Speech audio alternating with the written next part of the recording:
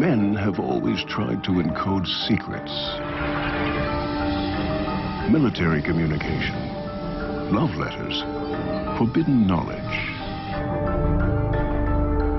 Sooner or later, most secret texts have been decoded. But among all of history's cryptic writings, one has stood out. This text has defied all attempts to unveil its secret for centuries. The Voynich manuscript.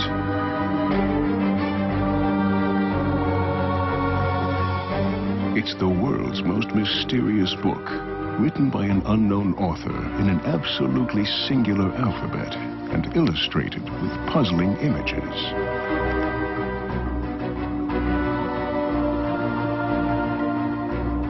What is the secret hidden between these lines?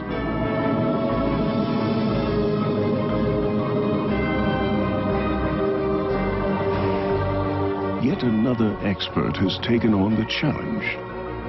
For the first time, the physical materials of the Voynich manuscript will be analyzed. Maybe ink, pigments, and parchment will offer a key to the Voynich enigma.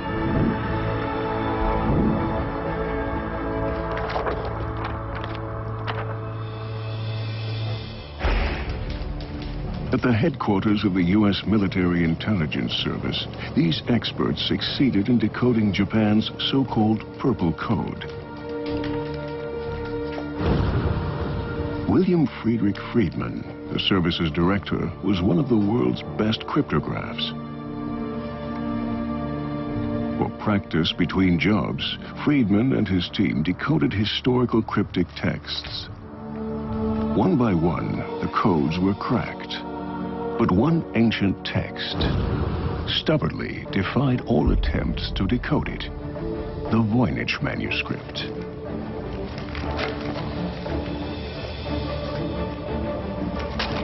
Unnerved, the cryptographs gave up. It's the only code they were unable to crack. Questions about the roughly 200-page manuscript with its inexplicable symbols had already been raised for decades.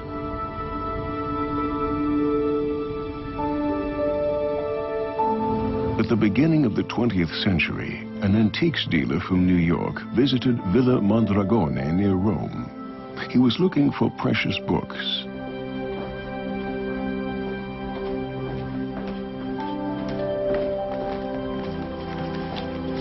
The name of the American dealer was Wilfrid Voynich.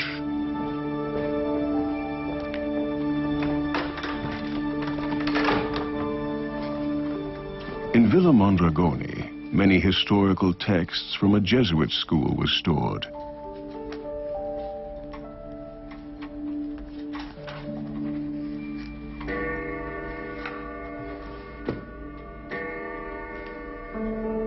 One of the trunks Wilfrid Voynich was allowed to inspect came from the estate of one of the most famous learned men of the 17th century, Athanasius Kircher.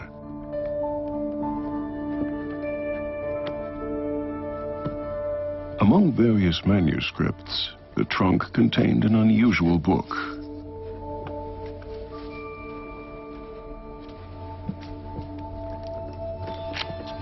Voynich bought the manuscript and tried to decipher it for the rest of his life.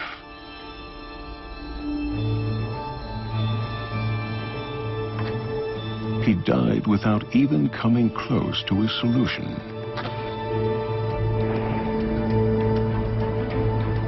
After Voynich's death, the tome ended up at the Beinecke Rare Book and Manuscript Library at Yale. This library boasts a wealth of bibliophilic gems, but probably none as famous as the Voynich manuscript. One of the leading experts on the Voynich manuscript is René Zandbergen. He has been working on it for years. Good afternoon. Good afternoon. Can I help? I have come to see the Voynich manuscript. Okay, what you for? I have. When I first saw an image of a page of the Voynich manuscript, I immediately had the feeling, this is something that I can decipher, this is something I can read. But as the years went by, this turned out to be wrong. So I couldn't read it like so many other people before me. Thank you, Library Officer Roosevelt. How may I help? Stand by, transferring.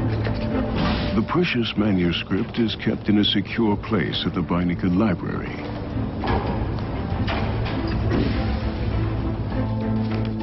For the first time, René Zandbergen can inspect the original.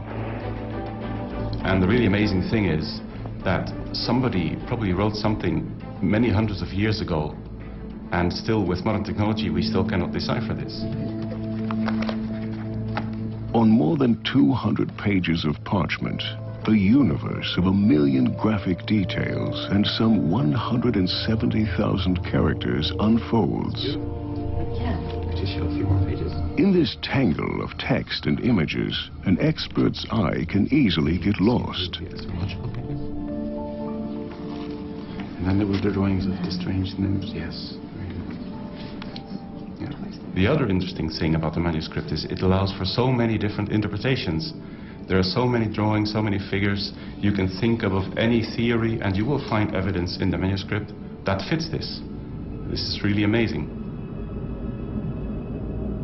A closer look, however, makes the manuscript appear somewhat less confusing.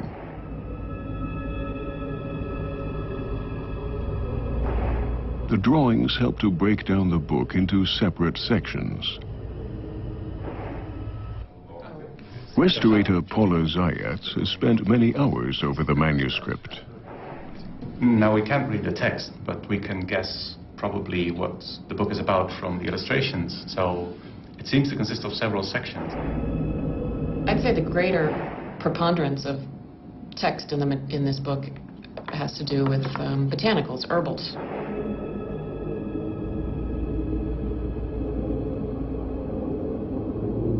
It's clearly a book about these plants. Shows their root systems, their leaves, their flowers.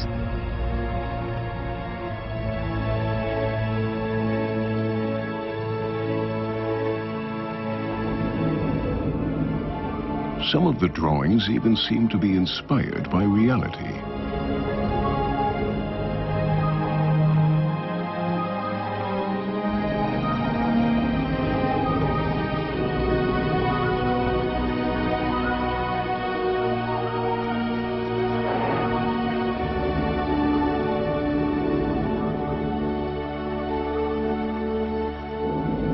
I would assume that what it says probably talks about where you're going to find this plant, how it grows, and then what can you use it for. Medicine was based on herbs. So another big part of medicine at that time is also included in the book. It's zodiac charts, star charts, you know, the sky. And it's page after page of these zodiacal drawings that are very detailed and very specific, and of course, again, we can't really tell what they say. But even here, there are astonishing parallels to natural shapes.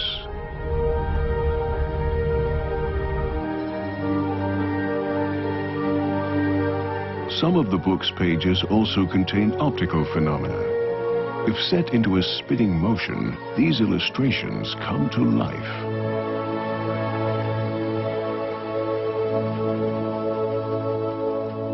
What does this combination of plants and astronomical symbols mean? In the Middle Ages, if you were to be treated herbally, you had to know what your zodiac sign was. And then there's the ladies. They start a little later on. Ladies tumbling through pools of green water. These bathing scenes are particularly puzzling. Could this be taken as a hint at a collection of recipes for a bathing cure, or even at the secret of the fountain of youth?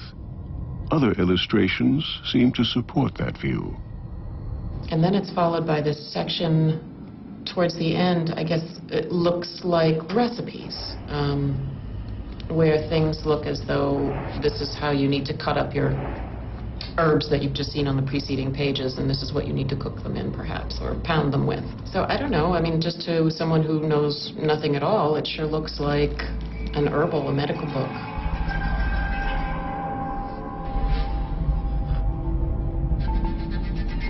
Was the author a medical genius, trying to hide his discoveries from competitors?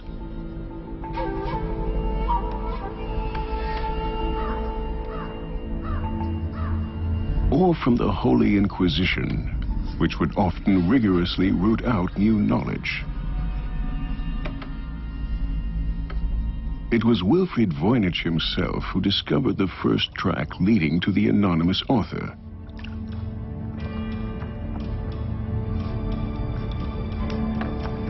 He was busy making reprographs of the original when, by accident, an item appeared that had been invisible.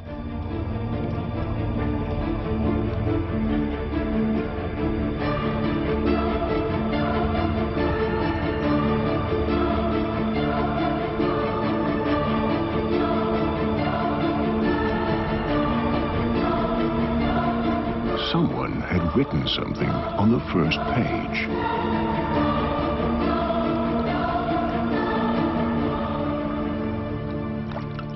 The words had been scratched from the parchment, but under ultraviolet light, traces of ink become visible. But I can see a T. T starting with tepenets. Something underneath. Jacobus a tepenets. It's fairly clear. Number 19, maybe? Jacobus a Tepenich was a traveling doctor and expert in medical plants in the 17th century. His preparations were famous far and wide. In 1608, he was summoned to Prague by Emperor Rudolf II.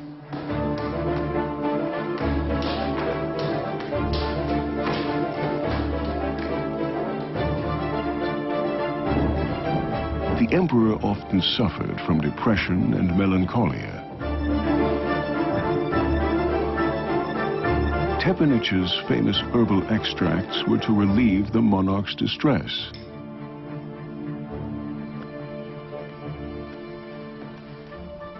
Tepenich experimented with herbs. He grew them, distilled extracts, mixed them with alcohol, and made a fortune.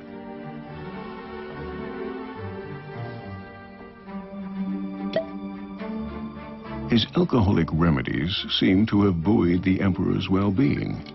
To thank Tepenich, the emperor raised him to the gentry and appointed him imperial chief distiller.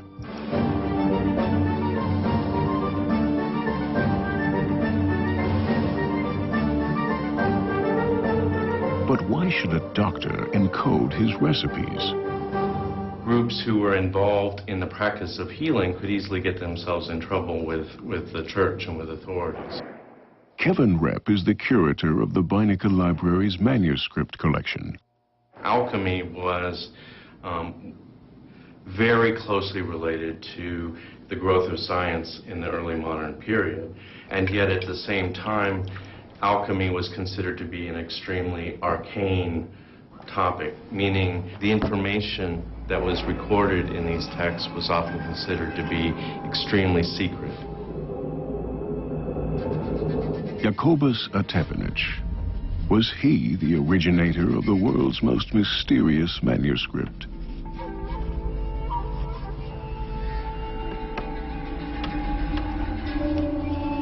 Concerning the plant illustrations, one will notice that most of them do not correspond to any natural plant.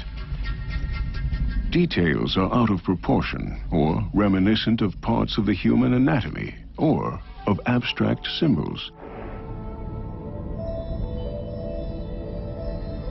They appear to be allegorical images rather than botanical illustrations. This type of plant representation dates back to the Middle Ages.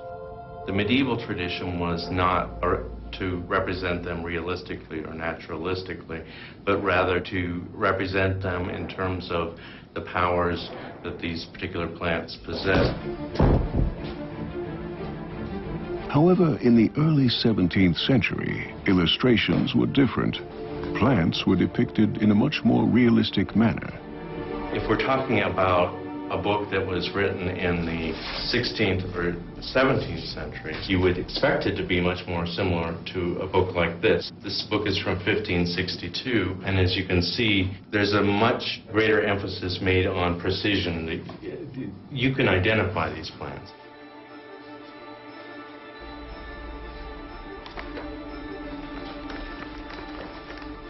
Such aspects of art history were not considered at the time of Tepinich. He would only have worked in the style of his own time. Even though his name is found on the first page, it's unlikely that he was the author. Other books from his estate bear almost identical signatures. Surely at some point, the Voynich manuscript was in his possession.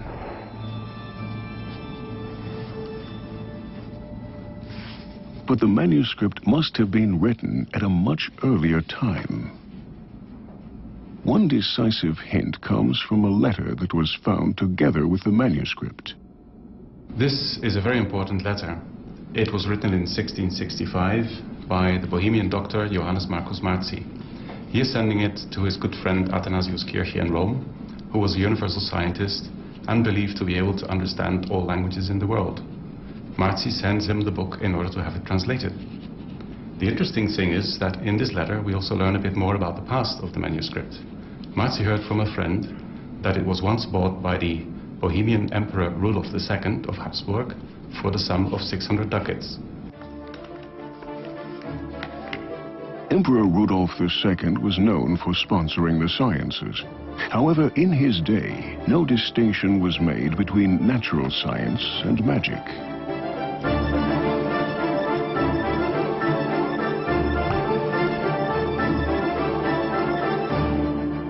Rudolf had a gigantic collection of occult books and magical instruments and objects.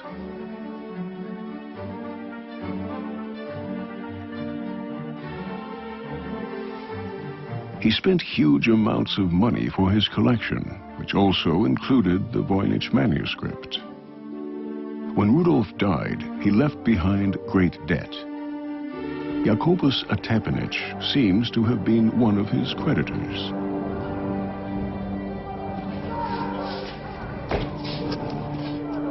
He must have been compensated with objects from the emperor's library. This is how the Voynich manuscript probably came into his possession.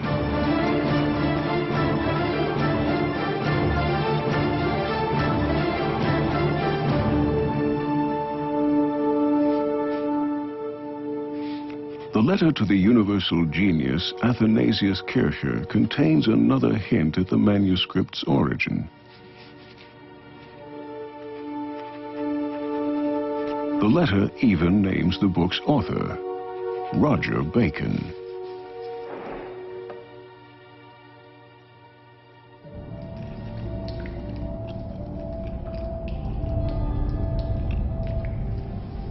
Roger Bacon was a famous English learned clergyman in the 13th century with a telling sobriquet, Doctor Mirabilis, the miracle doctor.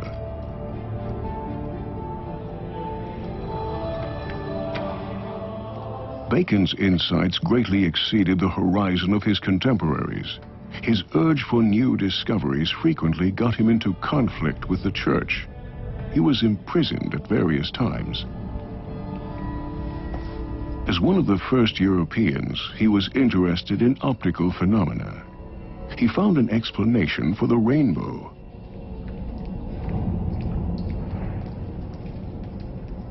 He also experimented with the reflection and refraction of light.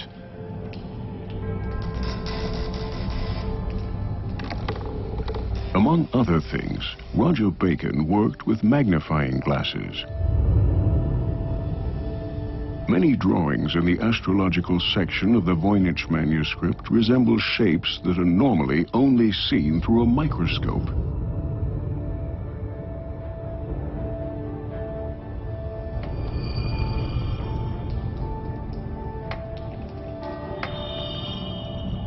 Are these the very first insights into a heretofore hidden world?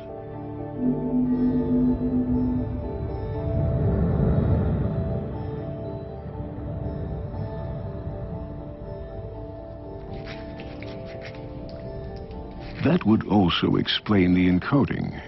Because of his discoveries, Bacon must have worried about being persecuted as an infidel.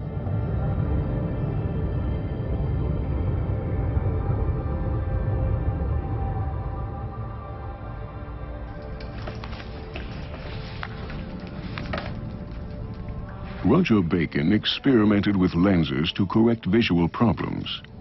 Were his lenses also capable of stronger magnification? The interesting thing is Richard Santa Coloma has investigated the optical phenomena contained in the manuscript. At the time of Roger Bacon, the microscopes did not exist that could make the type of detailed observations that are seen in the Voynich manuscript. It wasn't until the early 17th century when Cornelius Drebbel developed a complex, sophisticated twin convex lens microscope where we would be able to see the types of things which seem to be reflected in these images. So do you think this could be a kind of scientific notebook? Well, I did think at first that it may be some type of notebook with actual observations through the microscope and microscopic experiments by Cornelius Drebbel. But over time, I came to believe more that the Voynich was a fantasy document. There were too many fantasy elements. In fact, most of the illustrations appear detached from conditions of reality. Do they reflect a longing for a place of fantasy? A place that 17th century minds imagined somewhere in the deep past? Well, at the time that Cornelius Drebbel was in London, there was a tremendous interest in the idea of the ancient book of mysterious knowledge. If anyone were to create such a book as the Voynich, they would have ended up with a very valuable document that would have garnered them great prestige and possibly been able to sell for a great deal of money. So perhaps the Voynich manuscript is a purely decorative object, a perfectly created illustration of a mysterious ancient book. Even today, looking through a microscope can open up new perspectives. Paula Zayats is surprised by the perfect technical execution of the illustrations and text characters. And not only that. The surface of the parchment is very smooth and undisturbed. I don't see any abrasion. I don't even see any corrections. In other words, 200 pages of text have been written without the slightest error, an almost superhuman feat. This raises a suspicion. There's only one source of information about the discovery of the manuscript, Wilfrid Voynich himself. Perhaps this successful dealer in antique books could not resist the temptation of creating such a singular, extremely precious book by his own hand. Several people have suspected that Voynich could have been a fraud. Very white page. It's all the different signs of the zodiac. Meanwhile, modern materials science has the tools to find out. Microscopy expert Joseph Barabi will investigate the manuscript. He and his team have exposed numerous forgeries. To determine whether an old manuscript is genuine or a much later forgery, what would you be looking for? Which are the indications that would help you? Well, the first thing we would do is look at it and see if any of the working methods are inappropriate for the time period. But mostly we would be looking at the materials. So let's look for a page with some good pigments. Okay. Do you have many choices here? They're all looking pretty good. Through the microscope, the manuscript's hidden beauty is revealed.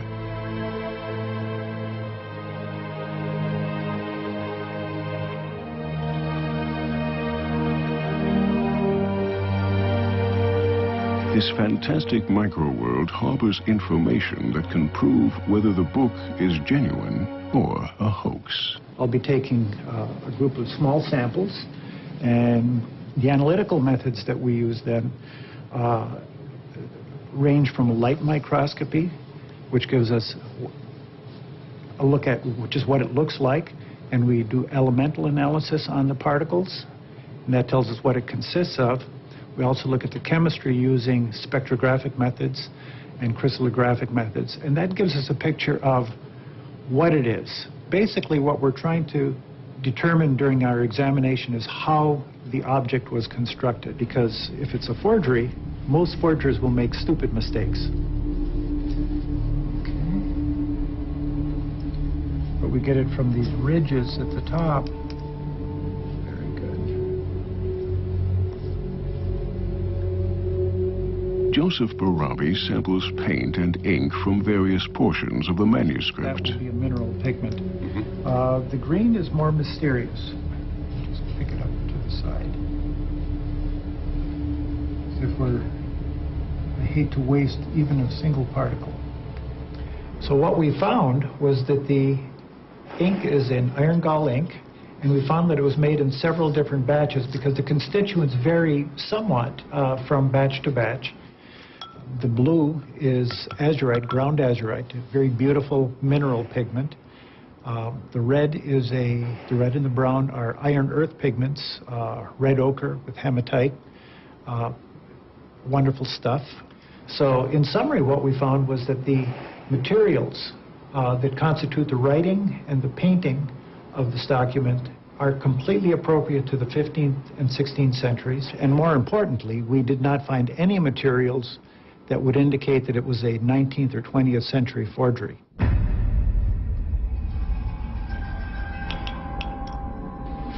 The paints and inks are proof that the Voynich manuscript is authentic.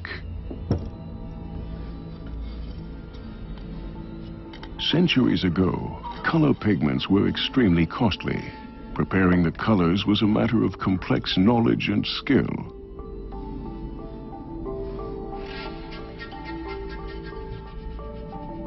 In many cases, Arabic gum was used to bind the pigments.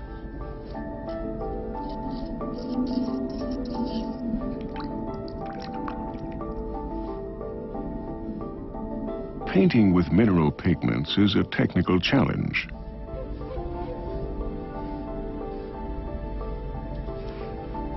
Larger crystals have a stronger glow, but they are harder to apply than finely pulverized minerals.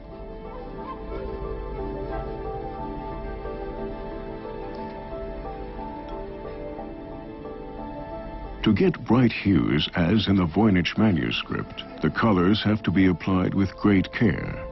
In this, the artist was certainly skilled.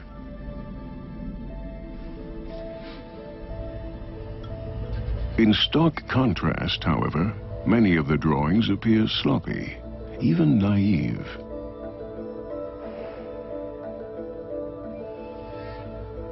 Many figures in the manuscript, such as this little dragon, or the red-cheeked women, seem to be creations of an infant's hand.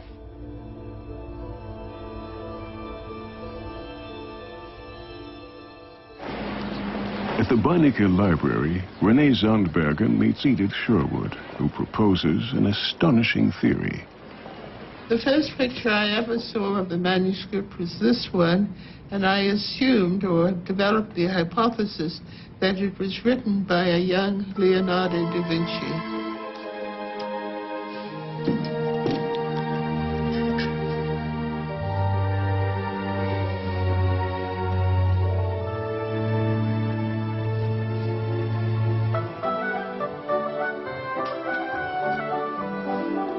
Leonardo was a gifted child growing up in a wealthy family. From his early youth, he must have been practiced in the use of brush and pen. Does the Voynich manuscript contain his first illustrations? If you look at the quality of the drawing and the quality of the drawing and the other pictures, you realize that they are not very sophisticated, and it was probably one of his first books done when he was a child. One page in particular hints at Da Vinci. I saw this astrological picture which shows 15 little nude ladies sitting in tubs, some of them fairly obviously pregnant, and a ram representing the astrological symbol Aries.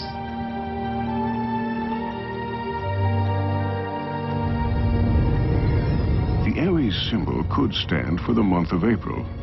The Aries is surrounded by 15 obviously pregnant women. If each woman represents one day, the illustration could signify April 15th. The women are holding up stars, symbols of birth. One of the women is holding her star on a striped ribbon. She is standing in a 10 o'clock position. Has Leonardo da Vinci symbolized an important event? I was left with the impression that it was probably represented the birthday of Leonardo da Vinci.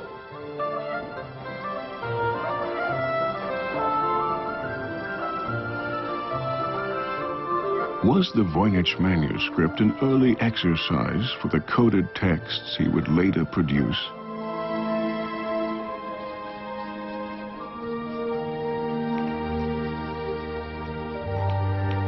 Leonardo was a genius, one of the greatest artists in human history.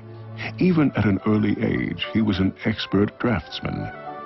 The drawings in the Voynich manuscript, however, show no sign of early genius. And there's no reason to believe that this would not have been a youthful exercise. Paula Zayats is convinced. Would this have been an expensive book? This book might have been a very expensive book. The pigments, particularly the mineral pigments that are used throughout, are of very good quality, especially as evidenced by the fact that we can still see them bright and clear. Parchment gets more expensive the larger the sheet. And this book contains a number of foldouts, including a full-page foldout, which is pretty unusual. When you start moving into parchment that are this size and larger, it has to be taken from the center of a piece of skin. That alone costs money. So you had to have someone with the means to obtain a fair quantity of good quality parchment, good quality pigments, and the amount of time that it would take to do this, it really could be a couple of years worth of work. Apparently, the unknown author invested years of his life in a book which must have cost a fortune to produce. The information he put into it must have been of great value. So great, in fact, that it had to be encoded. What ways of encoding did the author have?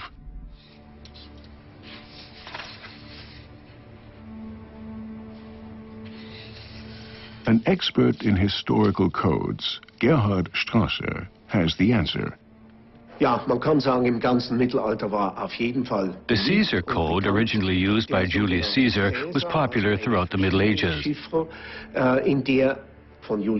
A shift code wherein the alphabet is simply shifted forward by 4 digits so that A becomes D, B becomes E, etc. Easy to use and equally easy to crack. Leicht zu verschlüsseln, genauso leicht aber auch zu knacken und zu entschlüsseln. The Caesar code is the simplest method.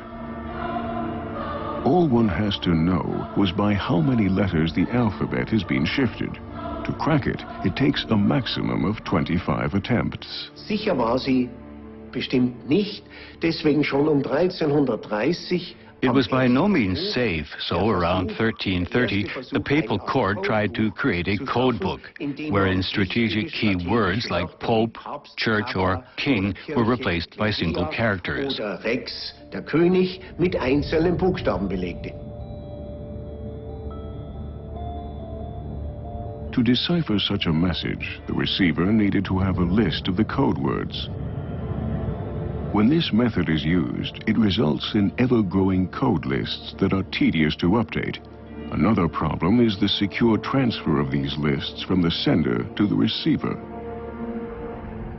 Easier to handle and more efficient was the cipher disk. Several revolving rings with characters enabled the user to create more complex codes.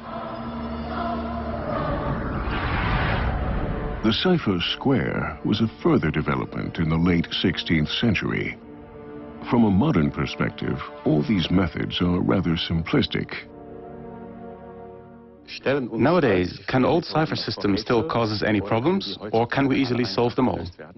Wir haben heute mit verfeinerten Frequenzanalysen. Today, with enhanced frequency analysis and computer-assisted decoding methods, we can easily crack coded texts up to the 17th, even the 18th century. 18. Jahrhundert ohne weiteres zu lösen. Wir brauchen dazu eine kritische Masse. For this we need a critical mass. 30 characters are not sufficient. Given that, and given that the plain text made sense, any coded text from that period can be deciphered. Jederzeit ein solcher Klartext auch wieder entschlüsseln. So, does this profusion of characters represent a text that makes sense? To find out, all the 170,000 characters of the manuscript have been electronically evaluated.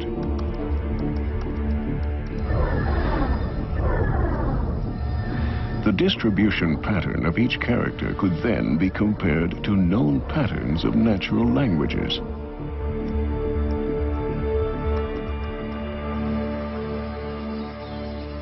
The result? Some characters do occur more often than others, like, for instance, particular vowels in European languages.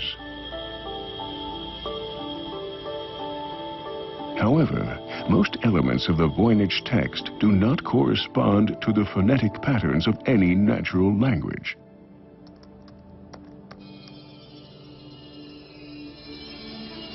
In spite of all the modern technical tools that have been applied, the mysterious manuscript has not yielded its secret.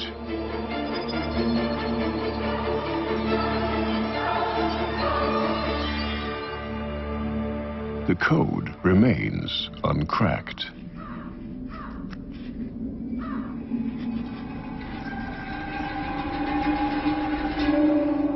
Linguist Gordon Rugg still thinks he is on the right track. His focus is the author's motive. Is that it's a cipher text. To me, the fact that it's still not been cracked by modern cryptographic techniques makes it highly unlikely that there's any real cipher in there. So the Voynich manuscript may not even be an encoded message.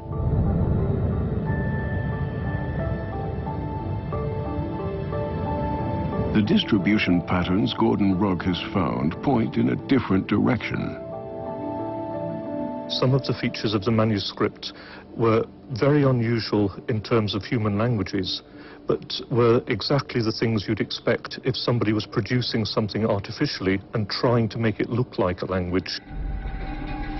Gordon Rugg supposes the unknown author merely wanted to create an impression that the book contained something mysterious. For this purpose, he may have used historical codes. One simple method is to use a thing called a cardan grill. The key concept is you have the grill, which is a piece of card with holes cut in it in a particular pattern. In the cryptographic version, you put it over a text and it reveals the hidden message through the holes. But you can also use it to generate meaningless text by putting it over the table, reading out the word which is revealed through the holes, writing it down, moving it across, generating another word, writing that down, moving it across, and so on to the end of the grill, and then repeating the process. So using that method, you could generate text very swiftly and very efficiently, as fast as you could write it down. This would explain why the world's best cryptographs have failed to find a message. But who would produce such a book? The most likely suspect is an Elizabethan adventurer called Edward Kelly. Edward Kelly originally came from England. He was the town scribe of his hometown, but was fired for forging official documents. Allegedly, he had an ear cut off for punishment, a fact he hid for the rest of his life with hairstyles and hats. Kelly left England by the late 16th century and traveled the cities of Europe, pretending to be a learned man. As for why he might have done it, there are several possible explanations. One possible explanation is simply money. The Voynich manuscript was bought by Emperor Rudolf II for a very large amount of money. So if you could produce a manuscript that size quickly and efficiently, you could make a large amount of profit by selling it to Rudolf. Rudolf II had numerous scientists on his payroll, including crackpots, dazzlers, and imposters. Kelly saw his chance and offered his services to the emperor. He was an alchemist who claimed to have been able to produce gold from ordinary materials. Kelly claimed to be able to make gold with the help of his apparatuses.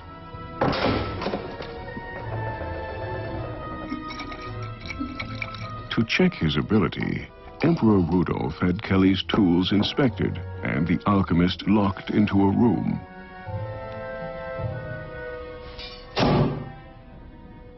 Kelly must have known that he was under observation.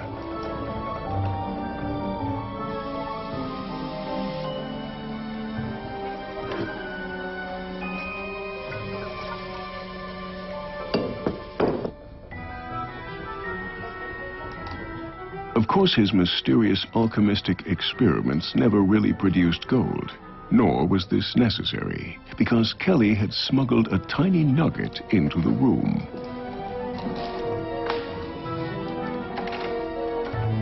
The emperor was obviously impressed. Kelly was hired.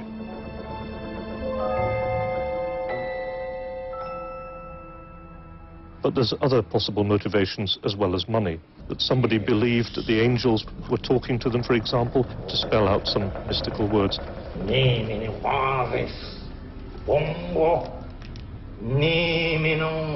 Kelly was experienced with such phenomena.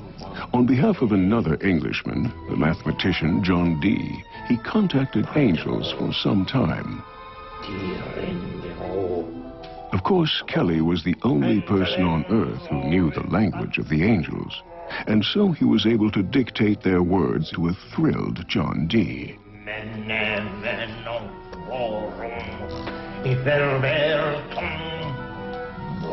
Kelly used special characters which he read from a magic table.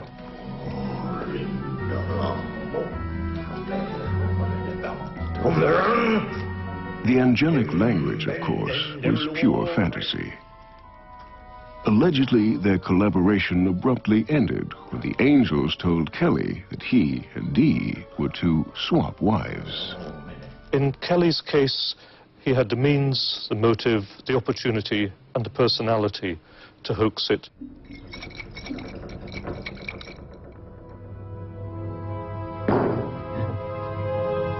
Everything points to Edward Kelly as the author of the Voynich manuscript. He had previously invented a fantasy language. With Emperor Rudolf II, he had a financially potent as well as gullible buyer of his mysterious writings and formulas.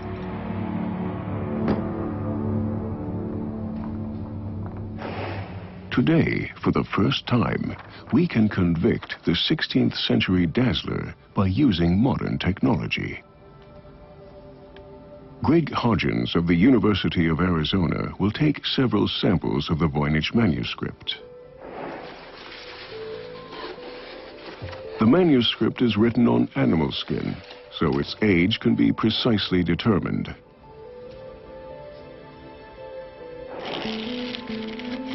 Like any organic material, parchment can be dated by the radiocarbon method.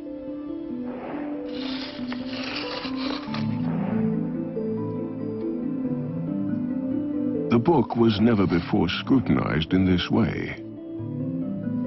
Since relatively large samples are needed, the radiocarbon test had been refused for a long time. But now, for the first time ever, it is possible to determine exactly how old this mysterious manuscript really is. To ensure accuracy, Greg Hodgins takes 4 samples from 4 different pages. A few weeks later, the lab results arrive, and they bring a big surprise for everyone. So there are the 4 measurements from the 4 samples that we took from the Voynich manuscript. And as you can see, the dates are very tightly clustered together. It gives a picture of it being created in a relatively short period of time. Moreover, because they're so tightly clustered together, means we can treat it as one object that's been dated 4 times, and that increases the precision of the measurement. So the mean of those measurements and a weighted average gives this result right here.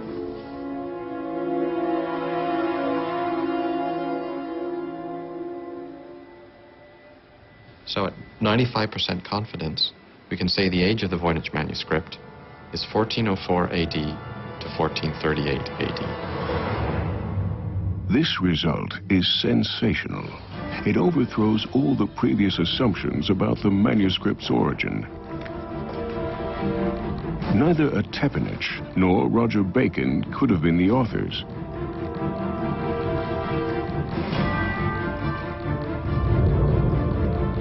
Leonardo da Vinci, too, was born half a century later. Even Edward Kelly now has a sound alibi. He lived 1.5 centuries later. None of the existing theories had assumed the early 15th century to be the period of the manuscript's creation. All relevant methods of examination available today have been applied to the Voynich manuscript. It was written around 1420. With this new information, one detail in the manuscript gets a new meaning. On more than 200 pages filled with fantastic sceneries, there is only one realistic representation of a city, one with towers, walls, and turrets. The ramparts are drawn with so-called swallowtail battlements.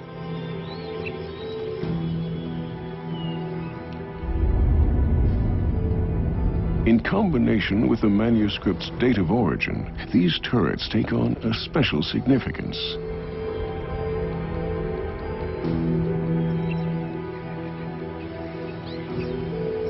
Later in history, swallowtail turrets were common across Europe, but in the early 15th century, they only existed in northern Italy. During the Renaissance period, northern Italy was one of the wealthiest and most influential regions of the Western world.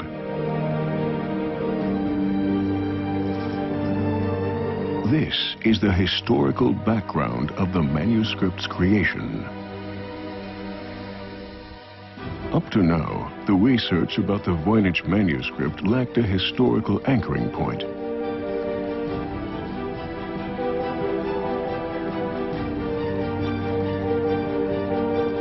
No one knew in which period or region a search could be started. Now, this has changed. We know where to look.